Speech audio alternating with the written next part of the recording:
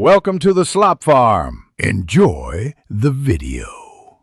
You begin by prepping so the cook time is efficient. Pat 1 lb chicken dry, then season with 1 tsp salt, 1/2 tsp pepper, and 1 tsp garlic powder. This creates flavor on the surface. Heat a pan to medium-high, around 180 degrees to 200 degrees C, and add 1 tablespoon oil, which prevents sticking and helps browning. While the pan heats, tier 1 head romaine and combine dressing basics. 1/3 cup mayo and 2 tablespoon lemon juice so everything is ready when the chicken finishes. You now focus on controlled cooking and flavor assembly. Sear the chicken 4 to 5 minutes per side until it reaches 74 degrees C internally. Once done, rest it for 5 minutes to keep juices intact.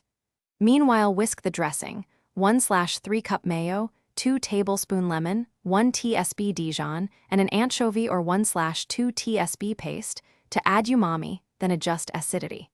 Make croutons by cubing bread, tossing with 1 tablespoon oil and 1/2 tsp garlic, then toast 8 to 10 minutes for crunch. You finish by assembling with care so texture and balance hold. Toss the romaine with dressing until leaves are lightly coated. Shine, not soggy, because excess dressing overwhelms crispness.